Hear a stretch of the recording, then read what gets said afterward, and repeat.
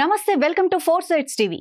తెలంగాణ తొలిదశ ఉద్యమకారుడు, కేంద్ర మాజీ మంత్రి, కీర్తిశేషులు డాక్టర్ మల్లికార్జున్ అని మహబూబ్ నగర్ ఎమ్మెల్యే ఎన్ఎం శ్రీనివాసరెడ్డి అన్నారు.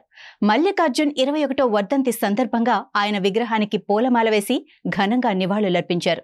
నేటి తెలంగాణ రాష్ట్ర సహకారానికి మర్రి చెన్నారెడ్డి, వెంకటస్వామితో కలిసి విద్యార్థి విభాగంలో ఆయన ఉద్యమం చేశారని శ్రీనివాసరెడ్డి గుర్తు చేశారు.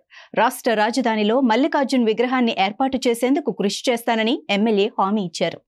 ఆ రోజు తెలంగాణ కాంగ్రెస్లో తెర వెనుక ఉండి మళ్ళీ ఒకసారి ప్రజల్లోకి ఉద్యమాన్ని తీసుకెళ్లిన చరిత్ర ఉద్యమకారులుగా మనందరికీ తెలుసు. వాళ్ళు పెట్టిన విత్తనమే తర్వాత టీఆర్ఎస్ పార్టీ కేసీఆర్ గారు రావడము, తెలంగాణ వ్యాప్తంగా తెలంగాణ వాదులు ఏకం కావడము, ఒక మహోద్ర ఉద్యమ రూపం దాల్చడము, డిసెంబర్ 9, 2009లో సోనియా గాంధీ గారి చొరవతో ప్రకటన రావడము, ఇవన్నీ కూడా చరిత్ర.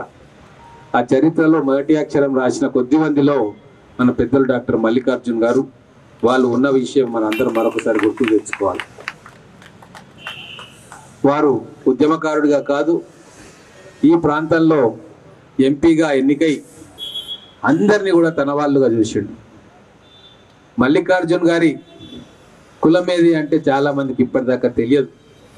అటువంటి ఒక ఆదర్శమైన రాజకీయం మల్లికార్జున్ గారు చేసిరు. ఈరోజు కొంతమంది నాయకులను చూస్తూ ఉన్నాం, పేరు ముందు నాది ఇది, మీరు ఫలానా కాబట్టి నాతోటి ఉండాలి అని చెప్పి రాజకీయాన్ని కలుషితం చేసిన ఎంతోమంది వ్యక్తులు. వాళ్ళందరూ కూడా ఈరోజు మల్లికార్జున్ గారిని చూసి నేర్చుకోవాలి. సమాజం ఒక దేవాలయం, అందులో ఉన్న ప్రతి ఒక్కరు కూడా మనం సేవ చేయాల్సి వస్తుంది అన్న ఒక భావన ఈ మహబూబ్ నగర్ ప్రాంతంలో అంకురార్పణ చేయడంలో మల్లికార్జున్ గారు మొదటివారు. వారి ఆదర్శాలను స్ఫూర్తిగా తీసుకొని రాబోయే రోజుల్లో రాజకీయ నాయకులు, ఇప్పటి తరం వాళ్ళు ఈ కులాల ప్రస్తావన, మతాల ప్రస్తావన పక్కన పెట్టి సమాజానికి మనం ఏం చేయాలి, మన బాధ్యత ఏంది అనేది మరొకసారి ఆత్మావలోకం చేయాల్సిన పరిస్థితి ఈరోజు ఇప్పుడు మహబూబ్ నగర్ పట్టణానికి ఉంది, జిల్లాకు ఉంది. వారు చేసిన అభివృద్ధి కార్యక్రమాలు ఏ రోజు కూడా డప్పు కొట్టుకోలే.